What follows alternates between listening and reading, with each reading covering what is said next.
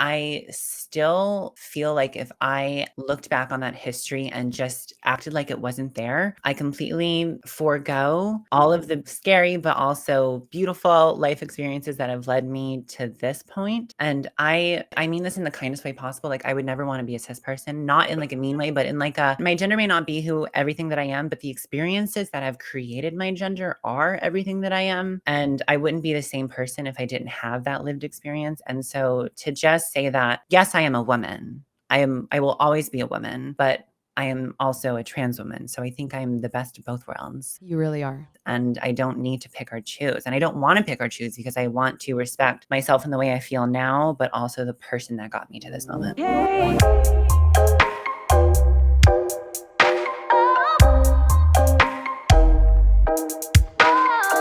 Now we're starting. Hi. Hello. Hi, Ben. Ben's laughing at us. He dropped his head and laughed. I know, we're ridiculous. We got our little Benny Boo Boo in the studio. By the time this hits your ears, Benny Boo Boo will be 26.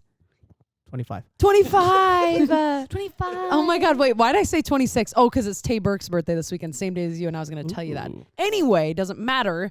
Point is, it's Benny Boo Boo's B-Day coming up, so if you missed it and you didn't already wish him happy birthday, go do it, okay? I bet he's listening to us call him Benny Boo Boo and cringe. It was kind of just like an inside joke for a bit. No, I love it. It's cute. I also call him Very Benifer, cute. because I don't know. Yeah. He's like my little Benifer, Jennifer. You know what I mean? Duo? I don't know. And I've called, maybe because I called you Citifer. Yeah, maybe. Oh, but that's when did probably I start calling you Citifer? It's so weird. a long time ago. It's been a long time. I feel like I give people nicknames. You do. Like But Mark, I like that. Like my friend Mark, first met him, he immediately Marky Mark. Like so weird. I put like Y's and like little like pet names. I need to stop. Well, but Angela's like Angela Pangela. Ariana's Ariana. I say it like annoyingly fast. Taylor, my sister, is Bobby Brown. Like I have like weird names for everybody. Same. Yeah. One of my toxic traits too is also calling everyone babe. So I'm like, oh my God, babe. Or like they'll come to my class and it's such a habit that straight men will be in my class. They're leaving. I'm like, bye, babe. And I literally like said that the other day and I look at the front desk staff and I go, oh my God, I just called him babe. That's good though. Like I can't be doing that. It's spice. Yeah, but it's like, it's Pat, I just want to tell you that your girlfriend is like literally cheating on you. Anyway, no, it's all good over here. I can keep my mouth shut for you. No, but like I can't be calling like good looking straight men babe. Like we got to move on. Okay, from fair. that. Jordan would literally be like, habit. Yeah. What? He'd be so appalled, I think. And he's not appalled by anything. Pat Just would be like, in front of him. If it happened in front of him, if he found out, he'd be like, oh, I'm over it. also, when I started dating, I was like, there's no way I call people babe, like my significant other babe. And I did it. I remember like the first month we started dating, every fucking word out of my mouth. Babe, babe, babe. Like I don't call him by his first name at home. Do you not? No, I call him babe. I feel it's like I'm a horrible. mix though. I feel like I'm like, hey, Jordan. Like if I'm really bugged by him, I'm like, Jordan, can you come pick up your crap? No, If I want something, I go, Pat. So like I get change what you your mean. tone. Yeah. Or I'll be like, Jordan, I need something from you. I have That's a exactly favor." what I go. That's what I do. Pat, will you rub my shoulders? You are Jordan and I am Pat. It's And scary. he goes, Yeah. and then he goes like this. I'm like, no, get get in there. Like Benny Boo Boo does it when he gives me a back Straight massage. up. Can I just say one thing? I grace this man's back with these wonderful little claws. And then I'm like, can you scratch my back? And it literally feels like little nubs are rubbing my back. I'm like, this is not fair. Like, this does not feel fair to me. Just saying. God. I wish I could help Oh, you. jeez. You Poor Pat hasn't experienced a good back scratch. You want to know what's fucked up is Just he kidding. doesn't like his back touched, scratched. Oh. He won't let me pop the back pimples, won't let me do anything to his back. And I want to be touched on the back. So he doesn't, like the way I receive, like I understand what it feels like to get that done. And that's why if he knew how good it felt, he would do it to me more. That's so odd to me, I feel Right? like, because He's it like- feels so good. He's so ticklish. Oh, okay. It's the tickly thing. Okay, fair enough. You guys, we have a really good episode today. I always Yeah, say that we when we have do. every episode. So we're at 5, and every single one is a really good episode today. Okay. But we have Nikita coming on. I'm not going to give any intro other than that. She's an amazing, sexy, wonderful, smart woman.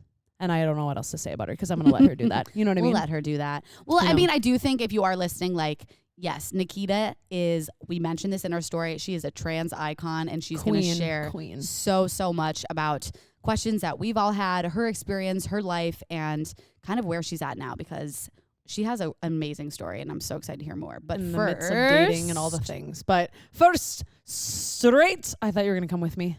Straight candid moments with Sid and Soph. Hey. I was like, I'm coming, and she's not coming with. Here we are. She's not coming with. Here we go. Come on back. All right, reel it back in. Also, we had such good sushi last night. Ooh. It was so good for Bennifer's birthday. Straight candid moments. Do you want to go first, or do you want me to? I ask every time. I'll just pick. I'll go. Okay. So straight candid moment this week. I was trying to stay upbeat, fun this week. So I was trying to think back a little bit. This happened maybe a couple weeks ago, but it came to top of mind as I was riding the elevator on the way up to the studio today. So, you know the trend where a significant other or a girlfriend like flashes her boobies when her boyfriend or partner or significant other is on a Zoom call. In fact, me and Ben did this to you when you were on your Zoom call when we were at your house like a month ago. And do you remember doing this? Oh, yes. I was like, wait. I thought you meant You flashed on the Zoom call, and I was like, I do not remember that. So you flashed. That's why I was like, yeah, I remember that. No, but you flashed me when I was on a Zoom call. Yes. Okay, got it. So that trend. So I was like, I'm going to do this to Pat. Like, I just think it'd be so funny when I do it to Pat. Like, I just know he'd have a funny reaction. So I take like a long time, like hiding my camera, like setting all this up. I'm like, this is going to be the best video ever because I'm just so hot. He won't be able to not react. So I'm like in front of him. This cocky motherfucker. And I start flashing myself, lifting it up. And he looks at me, looks right back down, no expression. And I walked away with my head down between my legs, and nothing came of it. But it was just so. He was trying to play it cool. He did nothing. What are you supposed to do? Laugh at and then be like, He did sorry, nothing. my cat was being weird behind the camera. Like, you know what I mean? Like, what do you say? I was expecting him to fall over in his chair, and he just stared straight at me, looked right back down, and my feelings were hurt. Did you talk about it after? No. You didn't? No, you guys, I'm kind of kidding, obviously. I know, So- but like, I know. But I don't know. I just wanted to share that because it was funny that funny. he did nothing. And I think you're going to give a health update. Sorry, I'm moving right on. I like it. Okay, right on. When I get uncomfortable, I just keep moving. So my health update, because Sid's going to also have a health update. I went off my birth control, baby. Updates to come. Nervous about the acne situation, but we are just going to stay positive and keep trucking forward because I've heard that it will help with my anxiety. And I've mentioned that a few times in previous episodes, but I'm hoping to get some sort of doctor on eventually to speak about maybe coming off the pill, the benefits of it.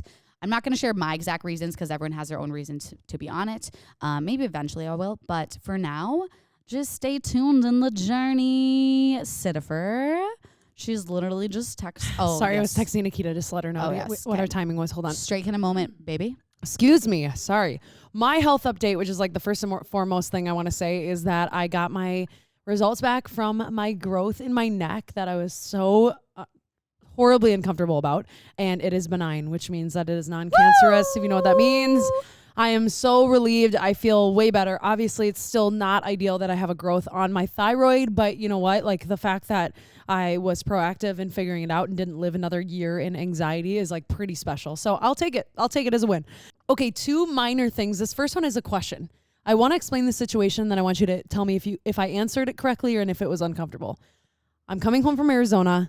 I'm walking through TSA. I'm just wearing like a little crop hoodie and some leggings. I don't really like to wear leggings at the airport. I don't know why. I just feel like it's like, I don't know why. You're passing by a bunch of people and your butt's out. I don't know. Is that weird of me to even think about? No. I think it was because that one woman's like got in trouble for wearing leggings one time. So I think it's like subconsciously in my head. It was like a Delta flight, I'm pretty sure. I have no idea. Get over it, people. I'm weird. And they ride up in the front anyway, so on. So I'm walking through TSA and this guy like leans into my ear, a TSA worker with a mask on. And I thought he was like telling, he's like, oh, and he goes, your body's impeccable. And I go, oh, thank you. And then I walk through and then I go, wait, what the fuck? And I was like, wait, that was, so I should say. That's was that one, was that a weird situation? Two, did I react correctly? That's kind of fucking weird, I feel like. And I reacted like in like a timid woman way, like of like, oh, thank you. And then I walked through and I was like. And you kind of wish you would have said something different. Yes, because it's totally inappropriate. Okay. And he stared at my ass as I walked by and I knew it was just so weird. So that's the thing. I feel like it was the way he asked it. Like the fact that he kind of leaned in and made it secretive and like kind of sexual. It and was like sexual. The way he was looking at you. Yes, I think I would have like in the moment I probably would have said the same thing. But I think now looking back, you're probably like, I wish I would have been like, thanks, but that's none of your business. And can you maybe keep your eyes like you? Because he was looking at my body. That means like the entire time. And then when I walked through, that's why I don't wear leggings. Like that's why I think when I was younger, I dressed like a boy. Like I also thought it was cool, but I was worried to show my body. Not that I have like this whatever, but it's just your like body, your body's immaculate. No, but it just we have our own insecurities and like you don't want to draw attention. I don't know. All I gotta say is like nothing wrong with like, oh, you're so beautiful. Did you tell like, Jordan? Yeah, and he goes, you're actually joking. That's not true. He like couldn't believe it because I was telling him and my other guy friend that was standing there, they're like, he did not say that. Did he actually say that?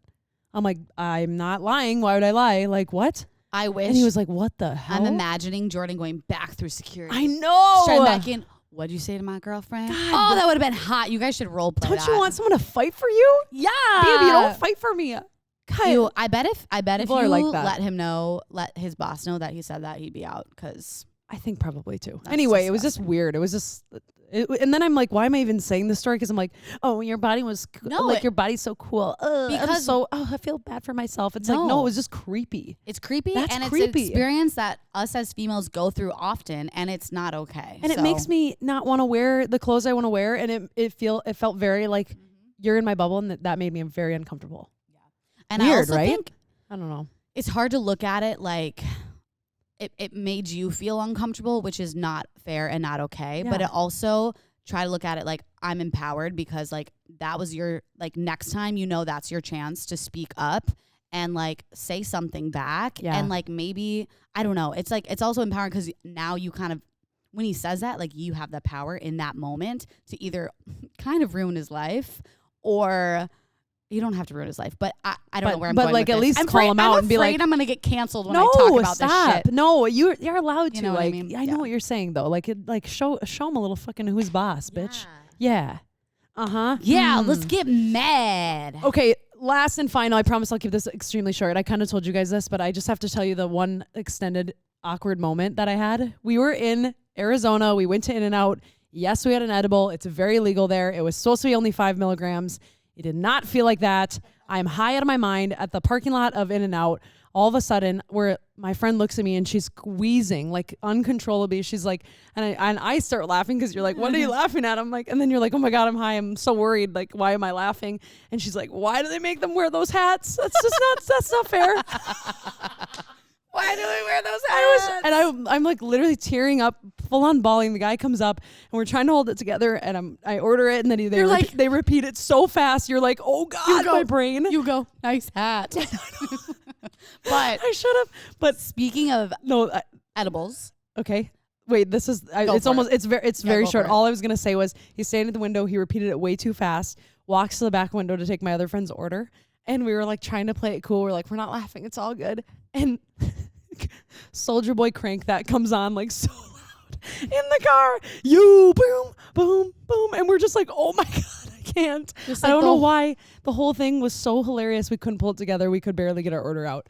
Anyway, all I got to say is, God, I'm not a pothead in any way, but take an edible once in a while and dang it. Like if you're of age and it's legal in your state, because 5 milligrams, it was kind of fun. It reminded me to let loose a little bit. It was kind of a good reminder. I'm not telling you to actually do that, just so we are clear. Well, anyway, speaking of edibles, what are you going to say? I like how you wrap that up because what I was going to mention is, y'all know I'm obsessed with Andrew Huberman's podcast. Yes, I love him, by the way. You got me hooked. Yeah, he just came out with one about weed and cannabis and CBD.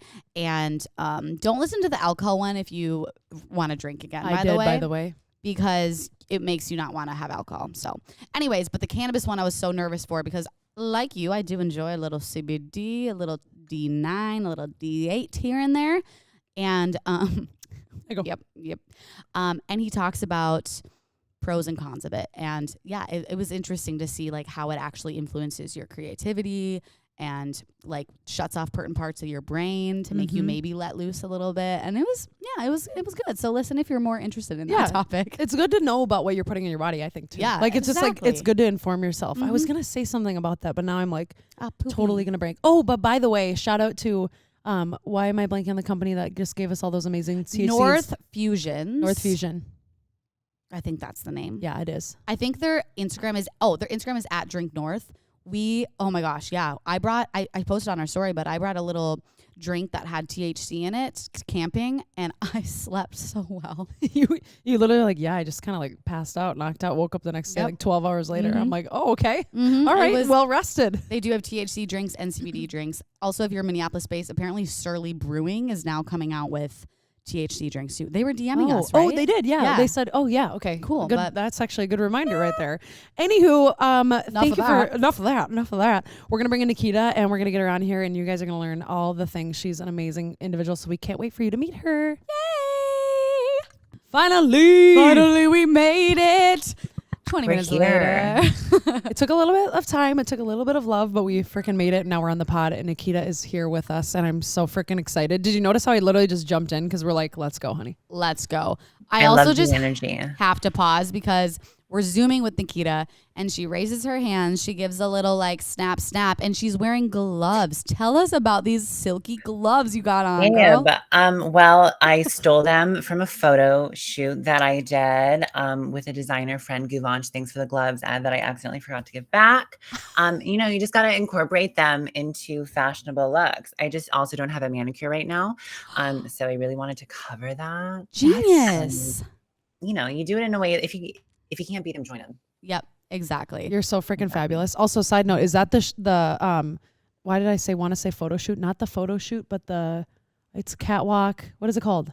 Why am I blinking? Runway show that you did. Yeah. Why couldn't I think of the word? I was like, I don't know. That with them that I saw on your Instagram? Same designer. Yeah. Yeah. That was a freaking moment. That was so cool. Thank you. How do you go about your fashion? So like what do you think your sense of fashion is? Because like the gloves is definitely a statement. Like how do you know what to wear? Like me and Sid would never think about putting gloves with an outfit. So like if someone's listening and they're like, I need help with fashion, like what's your first piece of advice?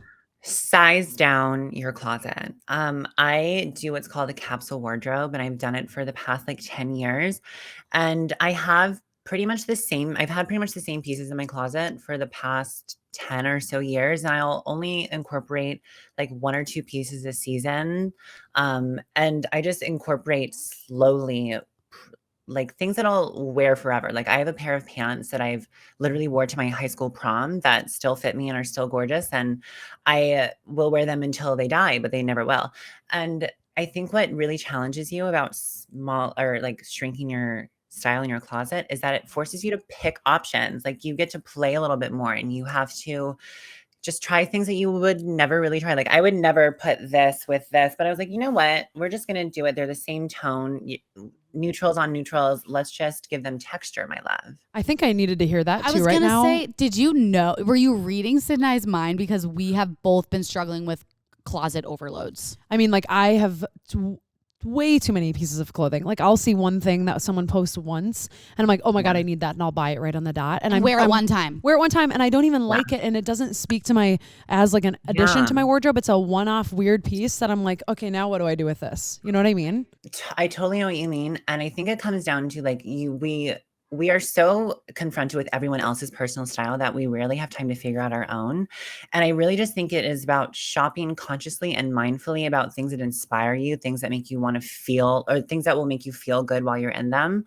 And just like slowly accumulating it based on that feeling versus what everyone else is telling you to feel. Oh my gosh. And then that way, I mean, I think conscious consumption, especially in the fashion space, it's one of the most, ecologically destructive industries in terms of this world and greenhouse gases and just where we're all going. And so shopping mindfully is something that we can all do a little bit more. And like, I think that finding your personal style is one of the easiest ways into that.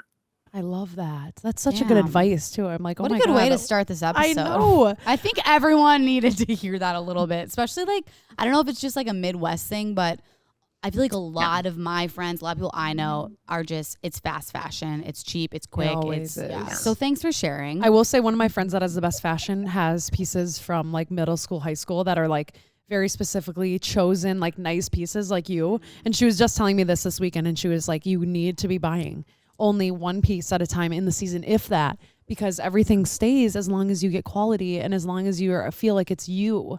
You know what I mean? I've been buying for other people's style. 100%. And my mom also like instilled in me growing up is that like you need to treat your clothes well and kindly. And like fast fashion, first of all, is a lot of what a lot of people only have access to. And that's not a problem, especially if you are able to, like you said, consume a little bit more mindfully. And if you take care of your clothes, like if you hand wash after each use, which is like a little bit of Woolite. This is not sponsored or paid placement, but just like washing it a little bit more mindfully and delicately, and just like treating your clothes with kindness. It'll help them for a little bit longer. Side note, by the way, for people listening, because we have like what 15% now people in MN. Nikita, where are you from originally? Oh my God. I was born in St. Paul, Minnesota. I didn't grew know up it in was White Bear St. Lake. Shout out. Oh my God, Jordan, my boyfriend's from White Bear Lake. Oh my God, stop. I swear went to God. St. Paul's Elementary School. Is it still there? Or I think. St. Pete's. I don't know. Whatever it's called. Midwest girl. Yeah, I grew up on a farm. Come visit, check it out, and you can find out. And then you can come on the podcast live. Well, we should just go to the Mall of America and just do it in there on the rides. I can't go in the mall because I'll buy everything from Aritzia. We actually have done an episode in Mall of America. So in Lululemon Mall of America. But before we go any further about fashion, can you give us a little bit of your story? Who is Nikita? And I mean, you can start wherever you want to start, but let's hear a little more about you. I mean, the SparkNotes version is I am just a farm girl turned transsexual, turned into New York City, I don't know, stunt queen. Yes. I love that, stunt queen. You're like, yes. / model / everything. I was just a little girl with big dreams. I grew up on a farm I didn't grow up in Minnesota. I grew up actually in a little city in Florida, which was in a very right-wing Republican conservative area, and it wasn't safe. It wasn't happy. And I resorted a lot to fashion. I would steal magazines from wherever I could get them, Publix, Books A Million, Barnes and Noble. And I would read with a flashlight under my covers at night, hiding from my parents, these runway magazines that I found, and or Vogue or Cosmopolitan or whatever. And that was really kind of what got me through my childhood, where I didn't get to be fully myself, as I got to let my younger self sort of visualize and dream about one day that I would be here. And I never really thought that I would be here one day. I was a makeup artist and didn't really have any incentive to actually try to be a model, but the universe kind of just said, here you go, you're going to do it. And one journey after another, I ended up in New York City, and I'm just living the life and doing the dream and trying to make my younger child feel as full as I can. Do you have a first memory of, during this childhood of where you were like, I don't feel like myself? Like, do you have an initial memory that you can remember? I do. I was probably about 4 years old. There was a wedding of some form that we got invited to. And I just remember that I knew that I wanted to be at my wedding. I didn't want to be the man. I wanted to be the girl. And that was the only way that I could put it. I didn't have the verbiage. I didn't have the words. I didn't have the understanding that any of this was possible, but I just knew that I wanted to be the girl at my wedding. That's kind of beautiful. I feel like, and it's beautiful that you knew that. The hardest part is you grew up mainly in Florida, in this area that wasn't accepting of all of this. Like, can you give us like a little bit of like that journey of like from that moment and onward? Yeah, I mean, I went to a not Catholic. My sister went to the Catholic school that I was not allowed to go to because I was too limp wristy for them. So I went to the Christian. Limp wristy. That's so good. Okay. No, that's a real story. And so I was not allowed in that school. So I went to the non-denominational Christian school across the street. And I think it was Lutheran or something. So I already, like I said, was very limp wristy and was kind of I had a bullseye on my back for my entire school career, I guess, elementary, middle, high school. And I it really forced me to really get a really thick skin. And I think it's one of the only reasons that I've really made it this far is that I really just cannot give a F about what anyone says because of all of those years. So I did all of that, dealt with all of that. And it was after actually I left for college that things started to get bad because that was when I medically transitioned. I started the brunt of my medical transition my freshman year of college. I did one semester and then I went home and like had like a full on like she is a woman darling transition after like 4 months of moans really like popped off. And that's when things started to get a little dangerous. I would go to like the one thing that keeps me sane is going to the gym. I do it every single day. And I have for the past X amount of years. I grew up swimming for like 15 years. So if I'm not moving, I go crazy. And I remember I was at this gym and it was a gym in my old town where some people knew me from like my high school. And there were a couple of guys for like a month that I was there would come up to me and like try to spark up conversation. And then one day a guy came up to me and he said, just so you know, everyone here knows about you and I would leave quietly because someone wants to kill you. And I went to the locker, grabbed my bag, and I literally walked to my car. I turned around and I saw literally a wall of men at the gym just watching me get in my car. And I never went back. I've still to this day, New York, New York. I still to this day have never gone back. That was the tipping point. I never felt safe there. And I really do hope that any trans person that comes where I come from, I hope that they get out safely because I do not have confidence that it has changed. Who kept you feeling safe? Because you had to have somebody, right, maybe along this journey. And I don't know who you first came out to, but you can even go into that. But like, who was with you along this journey besides for you and yourself? I've really been kind of my rock for a lot of it. Being trans and living this life and choosing to live as yourself completely authentically will show you a lot about who is in your life and who really just is there because, you know, they feel like they need to be there. And so you learn a lot about who is actually for you and who isn't. And I've learned that a lot of people weren't meant to be there for the long haul. And that is okay. That was something that I needed to experience. I had my mom for some of it. She was the first to really get on board. She was also from a very Republican family who still votes Republican. And she was the one person to be like malleable and to realize that she would always tell me that even though this is not one and the same, but she was like, I would treat your gender like it was cancer. Like I want you to be here because she knew that it was better to have a living daughter than a dead son. I was just going to say, like, even if you had people to support you, like your mom was there and like you had maybe a few people that stayed in your life, I feel like, I mean, I don't know the experience, obviously, but it's still such an isolating thing because no one else feels what you were feeling. You know, it's like, you're like, no, like, this isn't who I am. Like, I'm different than this. And so even though you probably had those people, it was probably scary. So, I mean, props to you for getting to where you are now because thank you. Like, look at you go. I bet all those guys staring from the gym, like if they were to see you now, they're probably like, wow. I mean, I hope so. I hope it changes one day. I do too. And I believe that one day it will. I just think it really is going to call for not just trans people, not just queer people, but for everyone to stand in who they authentically are and to like have those hard conversations with themselves, invite themselves into their inner wounds, to the inner things that make them feel a little insecure when they get there. And if people could have those harder conversations, I think the world would be in a much different place. I completely agree. You're a beautiful human being. Oh my God. Inside and out. Did you have a question? Yeah. Oh. Who was the first person you came out to and like why? Oh, who was well, let me put it this way. I never really got to come out.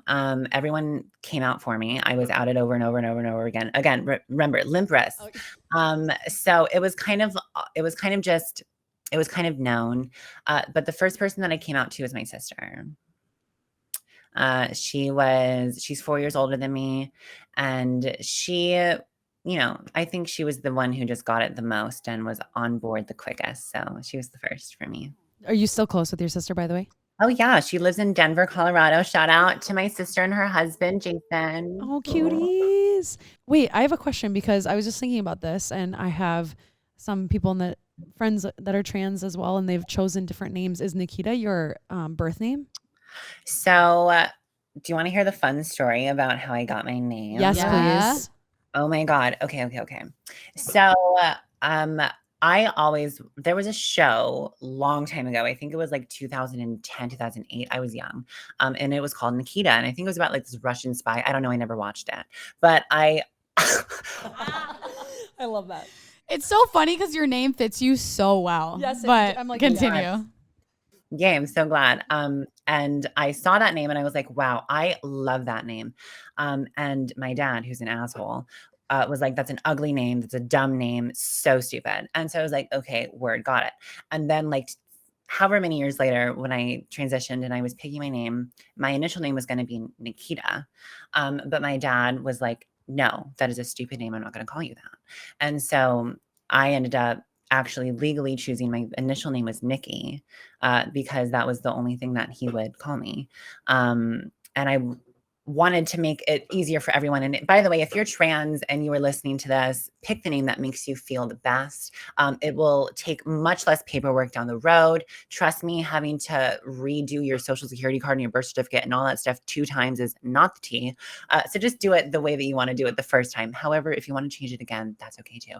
Anyways, so it took a couple of years to get here, but now Nikita was born and we're happy she's here. Yes, It's, we are. It's beautiful and it suits you perfectly. And I also absolutely love that you went from, I'm going to people please in a way, like make everybody comfortable with who I am and like whatever, to like, I'm owning exactly who I am and I'm going to be my full authentic self. And I don't care who has a problem with it.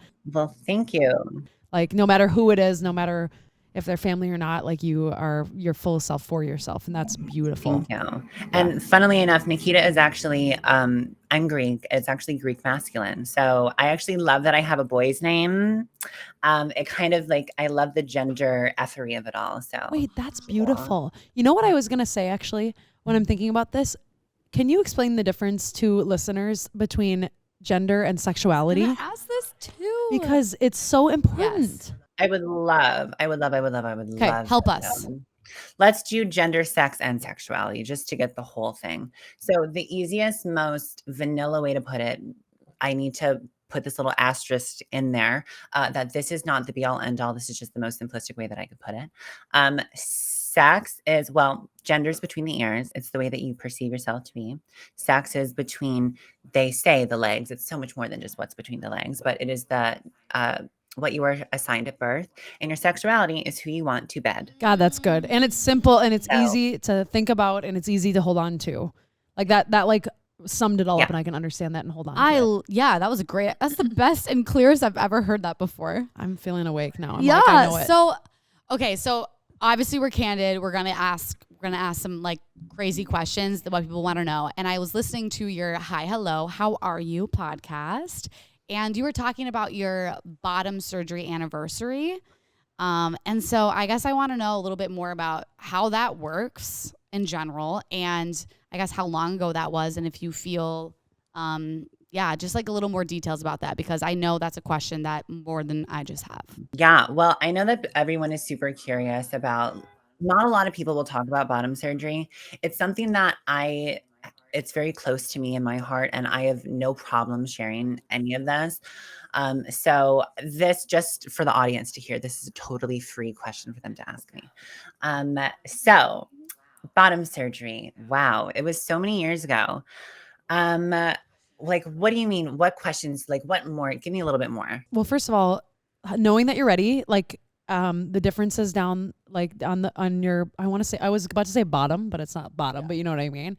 And just like how you went about doing it, like how do you save up for that, etc. Oh my God. Well, I started the process, probably 12 years ago. This was back before insurance covered anything. This was back when it was like a 2-year wait list just to get seen by the doctor. And I ended up finding a fantastic doctor. I'm just going to shout her out, Dr. Christine McGinn. She's a trans woman herself. She is a retired flight surgeon. She's an icon, by the way. And she is who sort of allowed me to do most of my medical transition. And the way that the surgery that I had works, there are multiple surgeries. Some people consider it like they just flip it inside out. That really isn't how it works. There are versions of there are versions of the surgery in the past that have done that, but they have also updated slowly but surely. Good to know. And so the way that this surgery works was, mind you, everyone in the womb is the same. Everyone has the same potentiality. Everyone has the same bits and pieces. And it's the testosterone bath or a certain bath of chemicals or hormones that makes your body alter in a different way. And so basically the goal of that surgery is to take the product of that alteration, reverse it back to neutral, and then origami build it back into the original, more female considered way. Okay. So you are taking your original part and basically neutralizing it and then forming it into what would be vagina, the whole thing. Yes. And the only thing, well, I guess I would say the only tissues that are not used are a part of the glands, like a piece of the glands at the top, and the two testes. Those are the only things that aren't used. Do you want like a specific breakdown? I'll give it to you. We're totally curious. Because I think I know. No, I think I figured it out. I'm assuming the head of the penis is now the clitoris. In some way. So the scrotal skin is, first you're supposed to get everything lasered and have no hair on there. The scrotal skin becomes, the way that I had it, the internal part of the vagina. It is lined with part of your urethra, which allows you to get to self-lubricate and to do all of those things.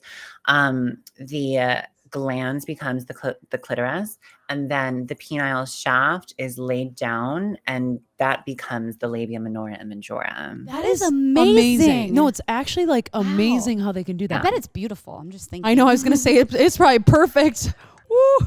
I don't want to toot my own horn, but it should be in the Met. It should be in a museum. It is the most beautiful thing. Men upon men upon men just compliment me. It's the most beautiful thing. And that is when I know that we're going to go into this like sort of dating thing. These men do not know. Okay. I just need to tell you that these men do not know the things that they're whispering in our ears when they are doing the things that they are doing. They are into it. They love it. They can't get enough of it. Let's be clear about that. Thank you so much. Oh my God. I love you. I literally love you. She is the best. She is an icon. Every time I hear it, I think about you. I hear she is an icon. You know that thing? She's an icon, legend. Yeah, legend or whatever. What that song video. is that? Oh, she's an icon, legend, and star. Yes. I'm like, I literally hear it in my ear every time. Thank you for opening up about that. That's really sharing that. Detailed, and it's something that not everybody, but like people wonder. They're like, how does that even work? Like, how could I even go about getting that for myself? Like, I don't get it. I mean, yeah, it's a science. It's a part of the scientific world that still is so untapped. Like, there's so many doctors who I can go into, like, I don't know, just go get a physical, and they literally have no idea how to treat me. They're just like, so many medical professionals have no knowledge of transness because it isn't taught in the medical schools. And so you really have to find, for instance, like there's a hospital here that has like just a trans unit, and you have to be lucky enough to live in one of those areas to have access to someone who understands you and your body. And there's still so many gaps and leaps and blind spots in the medical transition aspect of it all that we have so much progress to make. And like one of my friends just got a surgery with the robotic arms through her belly button. Like there really are so many advancements that are happening now in terms of trans surgeries. To the moon and beyond, really. The way that we're advancing in medical is the way that our minds need to be advancing at the same rate. Like we need to be going faster, if not. You know what I mean? Like we just got to keep moving. And I had written this down because I was talking to one of my friends who lives in New York, by the way. She was like, oh my God, I want to meet Nikita. But she was like, a question you need to ask is how can we better support the trans community? Like I know that you are tied within the LGBTQIA plus, however far out you want to go. It's all encompassing, but you're also just trans too. Like how can we be better to trans people and just support everybody? That is such a fabulous question. Thank you for asking that. I'm going to answer this a couple of ways, and I don't really know those ways yet. We'll get to them when we figure it out. Okay. So the first and foremost is ask questions like that. That's the first thing that I would say. Second, I would say is as a cis woman, something that is like the purpose of allyship is to take whatever the minority community is saying and amplify those voices, make whatever they're saying that much louder. And what the trans community is asking people to say, I think from my perspective, is we're asking our cis straight or our cis female allies to have those harder conversations with the men that they're in proximity to. Talk to your man friends about transness. Talk to your husbands about transness. Talk to your fathers, your brothers, the men in your life about trans people. Get those wheels moving. I am so sorry to say that it is those conversations you're going to find that a lot of the men in your lives probably are not up to the speed that you would want them to be, and that's always a hard pill to swallow, and I am apologizing in advance for that.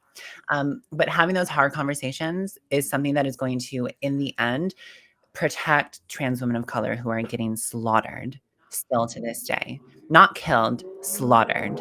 And I mean, if you listen to the podcast, so there's desirability politics in all of this. And what I mean by God, I cannot talk. What I mean by desirability politics is there are things that cis het men are going to have to let go to be able to be with a trans woman. And so many of them aren't able or willing to let that thing go. One of those being their ego and the way that they perceive themselves. And so if we could have our cis allies having those hard conversations right along with us, oh my God, leaps and bounds we could go. I just know. That's perfect. That's exactly what we can do as cis women. Like, we totally can do that. We can definitely do that. And it's starting step 1 right here. I'm sending On the this podcast to all the men I know and saying, listen the fuck up. Here I am. Hi, Julia. How are you? If you guys, Hey, boys. if you are sitting here and you're like, I pride myself on being open, I pride myself on being accepting, I pride myself on evolving with the times, then make moves.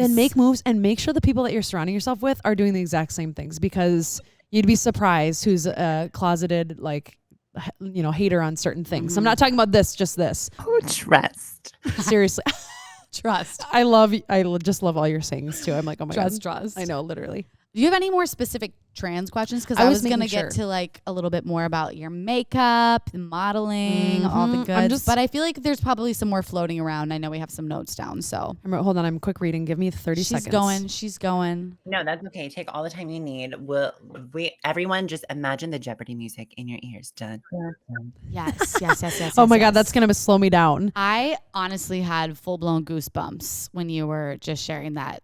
Talk to your mans, talk to the boyfriends, talk to the husbands, talk to your dads, because I'm literally thinking of like 4 people in my mind that I need to have a conversation with probably. So, well, we all appreciate you having those conversations. It means a lot. Of course. I had one question, but it actually goes into dating. Yeah. So do you want to identify as a trans woman forever? Or do you want to just identify as a woman? Like, what does that mean for identity purposes for you? And that, I know we had like briefly talked about dating apps and things like that, so it kind of goes into that. So feel free to answer however you would like. That is a coin toss of an answer, because it could really go both ways. I could, on one hand, do I believe that I myself and everyone around me and everyone in this world is more than their gender? Yes.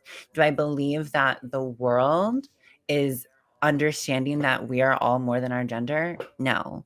And so as much as I would love to be able to just say, I am just a woman, hear me roar, I am just trying to live and exist in my own little bubble, like, please leave me alone. Don't ask about my gender, doesn't matter. That world isn't, in my POV right now, a feasible, safe world for me to be in. And additionally, I would also say that as much as, the further I get from, I guess, whatever point it was that people saw me more as a woman than they did a trans woman, out in public, out in life, in my daily world, I don't know what that point was, but like the further I get from that point, I still feel like if I looked back on that history and just acted like it wasn't there, I completely forego all of the beautiful and also scary, but also beautiful life experiences that have led me to this point. And I mean this in the kindest way possible. Like I would never want to be a cis person, not in like a mean way, but in like a my gender may not be who everything that I am, but the experiences that have created my gender are everything that I am. And I wouldn't be the same person if I didn't have that lived experience. And so to just say that, yes, I am a woman. I will always be a woman, but I am also a trans woman. So I think I'm the best of both worlds. You really are. And I don't need to pick or choose. And I don't want to pick or choose because I want to respect myself in the way I feel now, but also the person that got me to this moment. Good Lord, Nikita. You're so good with your words. Yeah, I was just gonna say You're like I get why you have a podcast. That is amazing. That was the best shout- answer. You guys need to go listen to Hi, Hello, How Are You? There's only 2 episodes. Don't get too excited. Okay, well, but still, they're 2 really good ones. We're waiting for a third, so We're impatiently waiting. Thank you Okay. for answering that. No problem. Thank you for asking. I think I could have guessed the answer just knowing who you are as a human being, but I think there's a lot of people that needed to hear that with their preconceived notions and other things. So thank you for answering that. No problem. You had a dating / makeup / all the things question for our sweet little Nikita. I love dating / makeup / all the things. dating / I mean, should we do dating first and then makeup? Yeah, Okay. I Well, guess so. I mean, I just have really one question about makeup, so we'll ask it because Sid and I aren't the only ones who need a little bit more makeup advice. So first of all, how did you get into makeup? I want to hear that story and maybe your first trip to Ulta. And then like if we were to just go through like a minute of like how to put makeup on, like what you start with. Just 1 minute. Yeah. I can do like, that. That's just like easy. quick go at it. So So the way I got into makeup was, well, again, started with my mother. My mother wore the same 5 things her entire life and never saw this woman look a different way.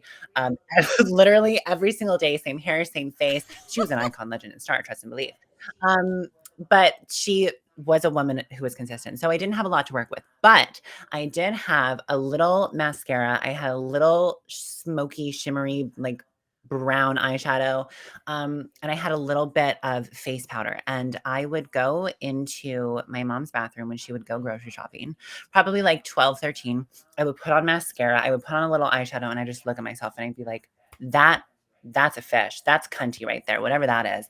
And that is kind of like what started the liberation of myself through makeup. And what really kind of changed everything for me was when I was 16, I had a car and I had a job. And I had the ability to go to Ulta.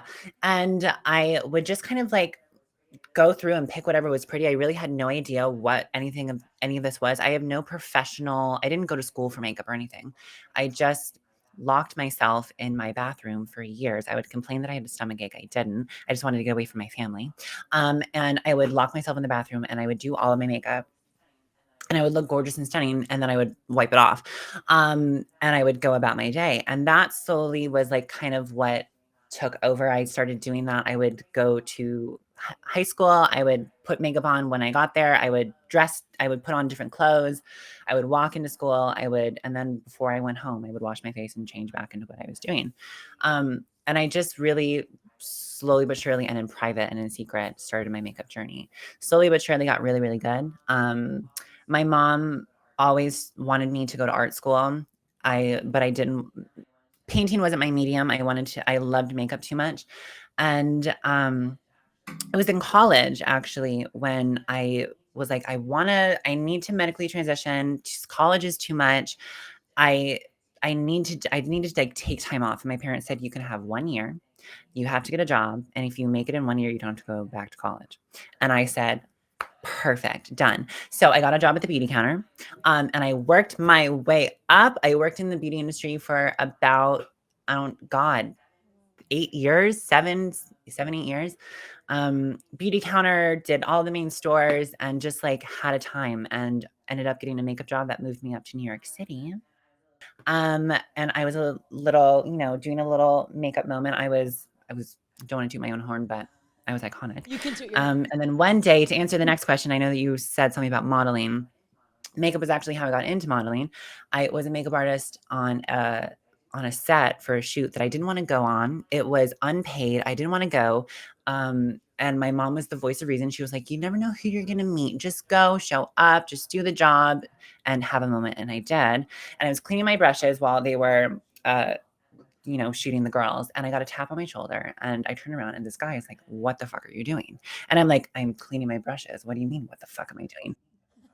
And he goes, no. Why are you a makeup artist? And I was like, oh, I don't know. And then he signed me the next week. And that's when I started modeling. And I didn't really have the foresight that anything was going to happen. I didn't want to be a model.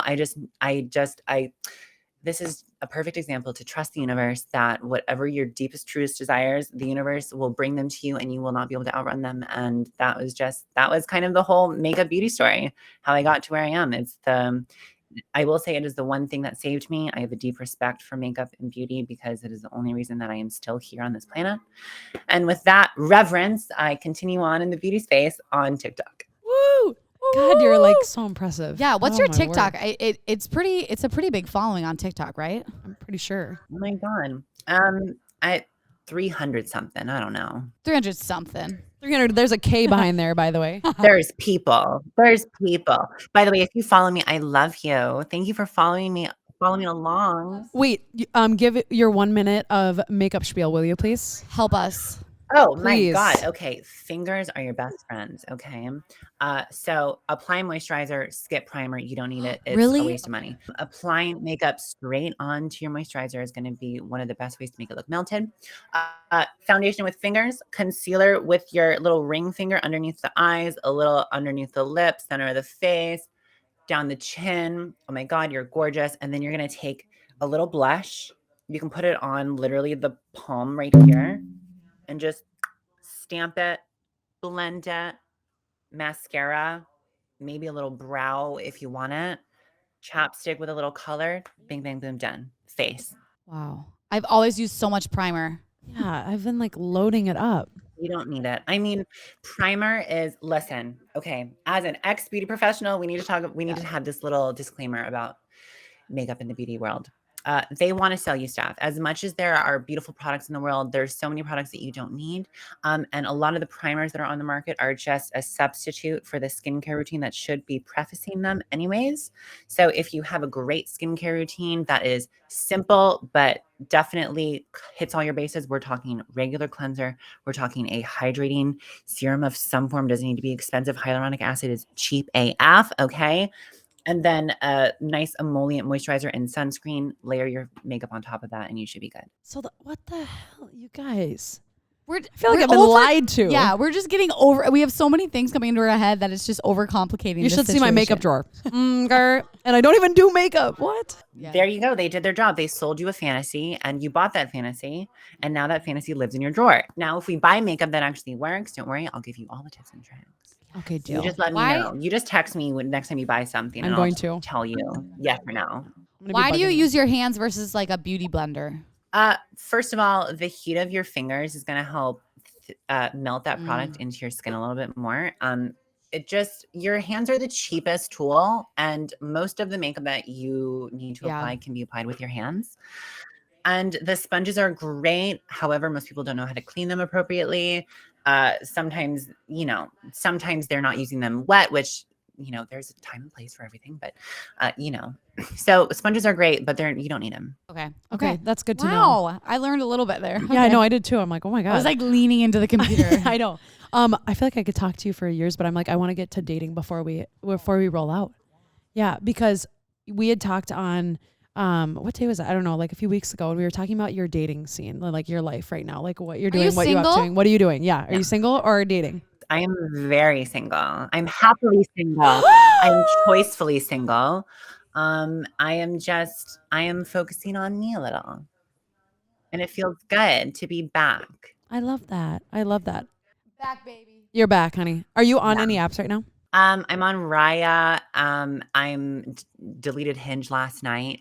So only Raya. I just couldn't do it. I mean, even no offense to Raya, but like people don't really talk on there anyway. So it's really zero technically apps. Which is kind of okay if you're focusing on you. Thank Totally you. fine And you're with not. me. I'm happy to be Some here. people are just, they're rushing into wanting something and they're pushing for something and they're using all the apps and it's consistent. And although getting yourself out there and out of your bubble, Totally. absolutely. But if you're not feeling it, don't Yeah. push it, right? Like take a break and reset. I mean, I've been there, done that. I've been that person who really love was really important to me for the longest time. And I'm just at a place in my life where it is not a priority. It's nothing in my life is willing. I'm not willing to sacrifice anything in my life to accommodate something that doesn't fit easily and seamlessly into my life. And I am finally at a point where like I am not desperate to be loved. And that feels so good because I'm just loving myself so much and having the best time with that. And there's just no time for anyone else right now. I love and that energy that you're putting out because you're feeling confident with who you are and secure with who you are and excited about yourself. Like I feel like that's like attractive energy anyways. And who knows what will Totally. come. I mean, So, many have tried yeah. and I just kind of like, get off of me. Like, yeah, you're like not into it. You're gonna disrupt my nighttime workout and dinner routine. And my excessive Absolutely 12-step not. skincare routine? Absolutely not. Honey. No, also, but side note, you're gonna have to send that to me too as well. No, there's one TikTok I wanted to talk to you about dating because this is what all encompassed. Like when we're getting ready to have you on, and I was creeping on your TikTok, obviously, because I do that often with you. On yours Sorry. too. Don't worry about it. I'm admitting to it. And you had responded to a comment from a woman, and she had written on your TikTok, like, when you are on the dating apps, do you feel like you would, she used like wasting your time if you're not disclosing that you're a trans woman? And personally, I did not like how she asked that question, but you were really respectful to it and answered that question. Do you mind reiterating what you said on your TikTok? Yeah. Well, this goes back to there's this subgroup of women who subgroup of cis women who think that it is a trans woman's job. Well, I wouldn't even just say it's cis women. It's really a lot of people who think that it's a trans woman's job to disclose to a man who is interested in her that she is trans for basically so you can spare his ego, honestly. And what I found first and foremost is that when you are on these apps, I've disclosed and I've not disclosed. And first of all, disclosure, that whole conversation is wrapped up. It's a big fancy bow around the word safety. And that is a factor that a lot of people don't realize. Safety comes into this process of disclosure. But on apps, if you disclose, I found that if you put in your bio that you're a trans person, I'll wake up with like 200 of those little likes on Hinge from guys who literally just want someone who they think has something between their legs that they're interested in. And if I don't disclose, I'll wake up with like a normal amount of people who are just like interested in me as a person. And so I am not willing to put myself in I don't know, a fetish someone in direct line of someone to fetishize me. So I will not disclose. It's on my TikTok, it's on my Instagram. Like I have nothing to hide. And even if I wanted to hide, the internet is so easily accessible, it wouldn't even let me. So that's one part of it. But basically what I said to this woman about disclosure is that it all comes down to safety, and we're damned if we do, and we're damned if we don't. But it is my personal choice that it is so much easier to sniff out the dangerous ones.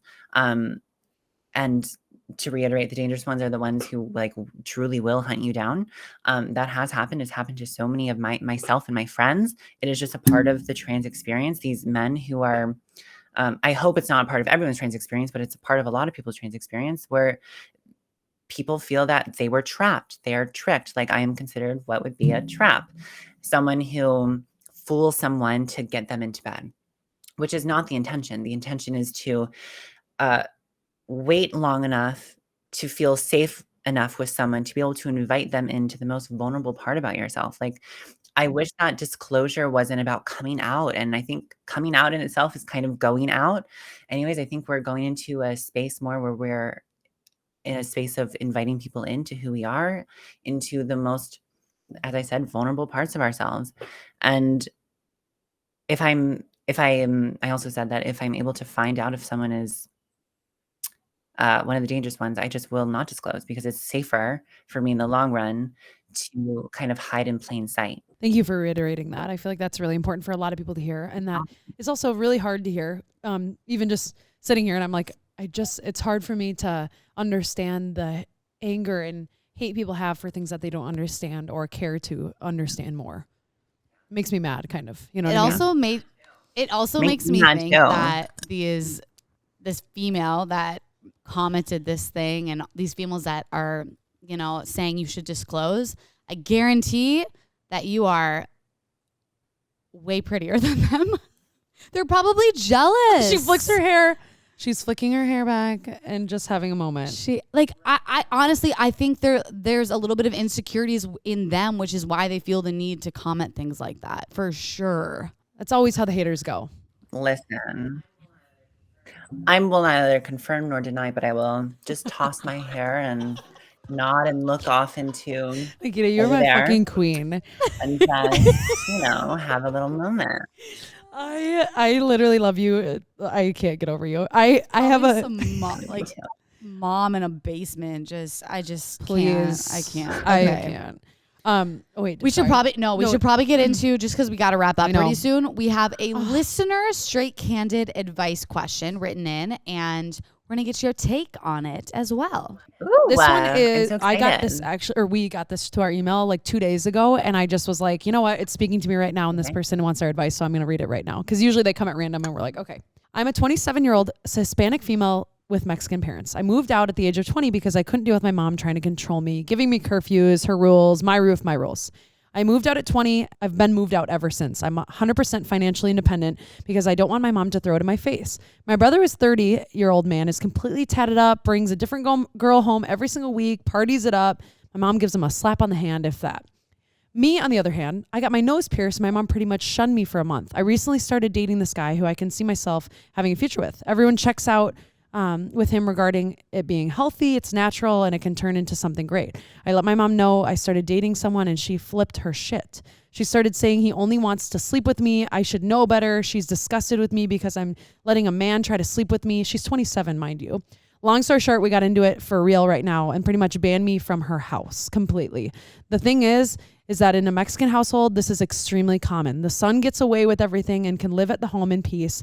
But I went out with my friends while living at home. My mom would kick me out for days or lecture me and belittle me. It's the point where I almost want to cut her off completely and makes me feel guilty for even just living my life. And I'm putting my foot down because I'm not letting her control me anymore. It's toxic, but I need your opinion on what to do because it makes me sad. 27 years old. She's 27? 27 years old. She's an adult. I mean, adult as of, how many years is that? 9? No, she said she used to get kicked out of the house when she would go out. And now she's not allowed to go to the house anymore at all. She's about to cut the relationship off with her mom completely because of all this. What would you say to this person? I definitely think there's probably a bit of like, I know sometimes like moms have this weird thing with their daughters in terms of like, I don't know, I'm immediately thinking of like a little bit of jealousy, like competition type of thing. I don't know. That's kind of there's one end of that's that. kind of like immediately what I thought of. Like I definitely think there's some like therapy that's needed for both of them. I'm not sure about like the culture situation with her saying that her brother gets away with all this, but I wouldn't cut. So I would hard. be honest and communicate with her, but I wouldn't necessarily cut her off. Yeah, go for it. Can I hop in here? Yeah, And of course Nikita, you can you hear me all right, by the way? Yeah, I can hear you. Perfect. Because speaking from the cultural thing, I'm half Japanese. Very common for like women to like, oh, dinner's done, do the dishes. Like constantly when I'm at my grandparents' house, it's like, okay, like pick out all the girls and they're like my girl cousins. You guys are doing dishes. I don't know how close she is with her brother, but one thing that I'm very adamant about is I tell my grandpa all the dudes are doing it too. Like this isn't just a woman's job anymore. Like it's 2022. What year are we? Oh my God. Like, what year is it? It's 2022. Like it's our job to, as a group, instill that. So I don't know how close she is with her brother, but like that's something I've talked about with my sisters is like, I'm putting my foot down with you guys. And that extra support, I think, helps open their eyes just a little bit. Like sometimes my grandpa will like say something like, whatever, but slowly we can kind of see his wall chipping down. So that's like the only cultural advice I can really give because I've experienced I like that. Nikita, what do you think? Well, so I went no contact with my dad like 4 years ago. And so I'm speaking from that place. And what I learned in those 4 years is that I'm not saying that you need to cut someone out completely. I'm just saying that there is sometimes something that is there to be discovered in that space that you take that time that you take between you and whoever you need to take time with. Don't feel afraid to be empowered to make the decision that you need a little time, and that time doesn't need to be forever. You can take a little bit of space, do a little self-discovery, find out what boundaries you're willing to sacrifice on when it comes to that figure in your life. And just know that it is okay to do what you need to do to make sure that you are okay. And sometimes making sure that you are okay requires hurting people who have in the past hurt you. And as Hello Tuffy, who has been on your podcast, has said, hurt people, my love. And that is just something that sometimes they'll have to deal with. I love that. with I feel like themselves. everyone's reiterated exactly what I'd say. I mean, it depends on where you're at, right? Like if you want to cut them out, that's your choice, right? Yeah. If you want to loop in your brother and be like, listen, I respect you. You're a little cuckoo, it sounds like, but you know what? Like I need your help right now. Like mom is, ringing on me and I can't do it anymore like this. So yeah.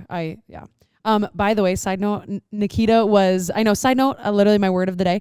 Nikita was recommended by Teffy, like she said. And like, we literally were obsessed with you ever since she said your name. Like we were like, we have to have her on. We're going to figure out a way. We're going to make it happen. And we did because we trust the heck out of Teffy. So if you haven't listened to that episode too, shout out Teffy. We love you and we miss you too. So We love you and miss you, Tuffy. I also heard that you're going to have Dana on the podcast next. you knew that? Did you know She that? literally DM'd me last night and she was like, oh my God, we're going to be on this podcast together. And I was like, yes. Oh my God. Yes. Woo! And we're so excited about having her on too. Also a Teffy recommendation. We just trust the hell out of Teffy. She knows the real ones out there. She knows the real queens. So she gets it. The girls that get it. Let me tell you. Thank you beyond. Like I already want to have another episode because I have like the most fulfilled feeling I've probably had in a long time from an episode. Same. I feel like I learned a lot and I agree. I feel very heartwarmed and I just want everyone I know to listen to this for sure. It's a big deal. Like, and for you to share all that, like seriously, thank you beyond words. Is there anything else that you want to say to anyone out there that's listening right now or someone that maybe knows who they are inside and isn't expressing it on the outside? Well, first of all, I just want to say thank you to you. Thank you for offering your platform and creating space for these conversations to be had. That in itself is empowering, reassuring, and very much appreciated. Absolutely. So thank you for your allyship. To anyone who is living as a version of themselves that they don't feel best aligns with their authentic truth, I would just say that truth can be scary and not everyone is able to confront those versions of themselves. But if you are having those conversations with yourself, you are strong enough to be able to confront those versions, those thoughts and those feelings that you have with yourself, and to just allow yourself grace, time, enjoy the process. Don't rush anything. Don't model your transition, your coming into yourself after anyone else. Just truly feel what is best and most authentic to you, and just know that you are loved, you are adored, and we are all fighting for a world where you are going to be safer. I'm like emotional. Wow. Yeah, I that can't was stop great. like getting teary-eyed. I don't know what's going on with me. I just like I feel things so deep today. I'm making serious. our emotions just go I know it is. It's like holy crap. The fact that not everyone is safe on this earth makes me. Oh my God! It just makes me sick that people are not everyone is safe right now in who they are. Oh God. I'm gonna get emotional. Awful. Yeah. We love you. Give us all your handles. Give us all the things, please, so that everyone can find you. Oh my God. My handles are NeoItGirl, NeoItGirl. Yes, that is a trans joke. Get into it. On all platforms, Twitter, Instagram, and TikTok. NeoItGirl. Thank you so much. Thank you for having me. We love you. You can follow us as well at Straight Candid Podcast on Instagram, and I'm at Candid Soph. At Candid Sid. And at Ben Sarbacher. We love you all. Yay. Nikita, we love you. Thank you for being here. I love you too. Bye, you guys. Bye, everybody. See you next week. Ayo. That was so good. Holy Oh my God. Yay. I was worried that I was fumbling. Nikita. I was getting nervous. I couldn't even talk half the time. You should feel my armpits. I was so moved. I am sweating profusely. Oh my God. I wish you could see.